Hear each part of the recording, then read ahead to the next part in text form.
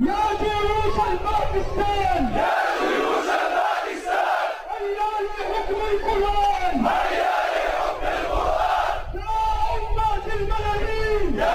أمة الملايين وقفوا لنصرة الدين وقفوا لنصرة الدين يا أقصانا يا أسير يا أقصانا يا أسير أبشر أبشر بالتحرير أبشر أبشر بالتحرير.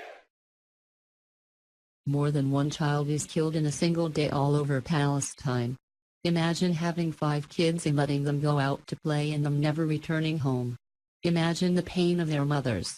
An unforgiving pain that never goes away. A fear of letting your child leave the house knowing you may never see them again. No child should have to ever live this way or die this way. Imagine their horror. Children being bombed, burned, shot and mutilated. Many people just do not want to open their eyes to the truth of their nightmare that they live with every day. Imagine having a wall built around your city and being caged like an animal with no food or water. Prayers for Palestine and the innocent children that have lost their lives in this crisis. May God have peace on their souls. یہ میری قوم کے حکمراں بھی سنے، میری اجڑی ہوئی داستاں بھی سنے،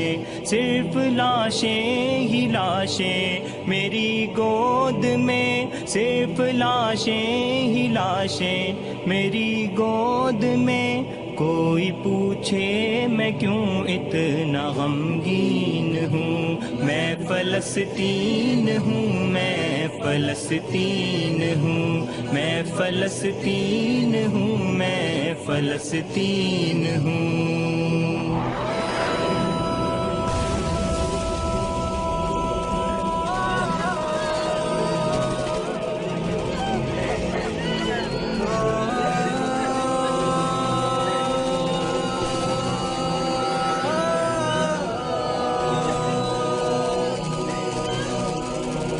آئے تھے ایک دن میرے گھر آئے تھے، دشمنوں کو بھی تنہا نظر آئے تھے، آئے تھے ایک دن میرے گھر آئے تھے، دشمنوں کو بھی تنہا نظر آئے تھے، اونٹ پر اپنا خادم بٹھائے ہوئے، اونٹ پر اپنا خادم بٹھائے ہوئے، میری اس سرزمیں پر عمر آئے تھے، میں فلسطین ہوں، میں فلسطین ہوں، میں فلسطین ہوں، میں فلسطین ہوں.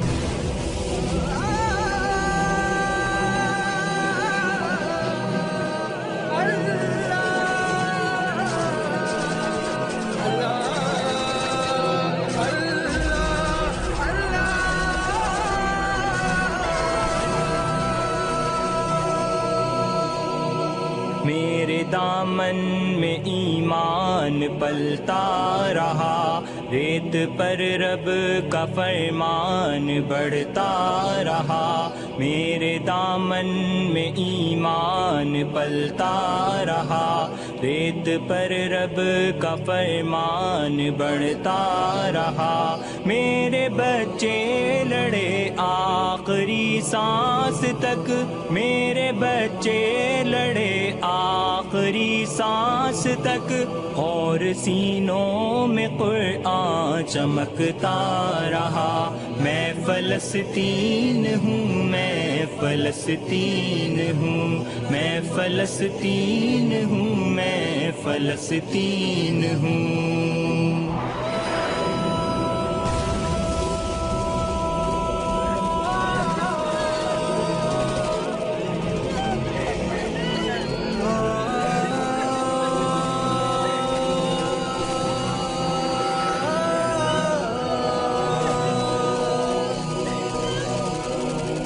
نہ ہی روئیں گے اور نہ ہی مسکائیں گے، صرف نغمے شہادت کے ہی گائیں گے، نہ ہی روئیں گے اور نہ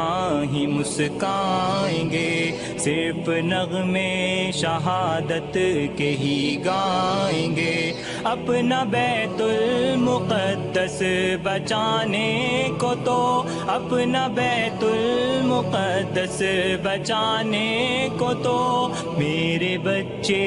ابابیل بن جائیں گے۔ میں فلسطین ہوں، میں فلسطین ہوں، میں فلسطین ہوں، میں فلسطین ہوں، میں فلسطین ہوں، میں فلسطین ہوں،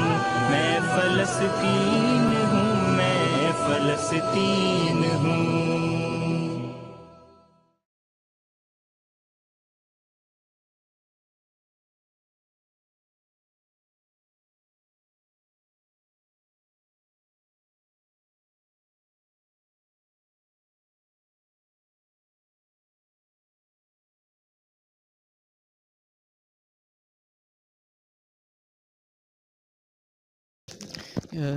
اس ویڈیو سے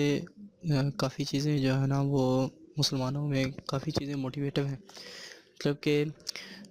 ایک جو زندہ دل مسلمان ہے وہ اس ویڈیو کو دیکھ کے اس میں ضرور ایک تڑپ سی پیدا ہوگی۔ اس ویڈیو سے ہمیں پتہ چلتا ہے وہ یہ ہے کہ تمام عرب ممالک اور مسلم کنٹریز جتنے بھی ہیں انہیں اکٹھا رہنا چاہیے، انہیں اکٹھا ایک دوسرے کو بیک اپ کرنا چاہیے۔ فلسطین، چیچنیا، آپ جتنے بھی مسلم کنٹریز دیکھتے ہیں وہاں ہی سارے مظالم ڈھائے جا رہے ہیں، تو تمام یہ جو پاکستان ہے، سعودی عربیہ ہے اور ایران، ایسے جو کنٹریز جو اٹامک پاور ہیں،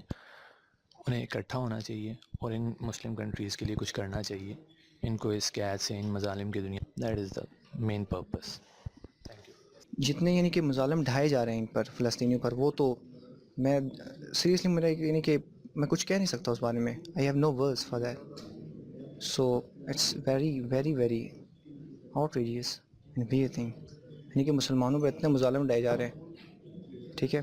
اور مسلمانوں کا آپ ساتھ دو، اور فلسطین میں جو ان لوگوں پر ظلم کیا جا رہا ہے تو ان کا اب منہ توڑ جواب دو۔ جو اسلام ہے، ٹھیک ہے، وہ ہمارے کندھوں پر کھڑا ہے، اگر ہمارے کندھے اگر کمزور ہوں گے تو اسلام کہاں رہے گا، ٹھیک ہے، تو ہمیں ہر انڈیویجلی اس کو مطلب کہ سپورٹ کرنی چاہیے دوسرے مسلمان بھائی کی،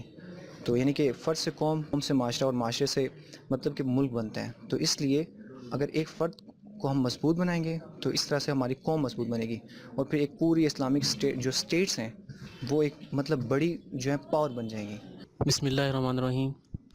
سب سے پہلے جو میں نے مطلب کہ اس ویڈیو میں دیکھا ہے وہ یہ کہ نا فلسطین اس ٹائم بہت ہی مشکلات سے دوچار ہے، اور بلکہ شروع سے دوچار ہوتا ہے، ان کے اوپر مطلب کہ کافی مسئلے مسائل آ رہے ہیں جو اسرائیل کی طرف سے نا ہیں، اور سب سے اس میں لمحہ فکری یہ ہے کہ پاکستان کو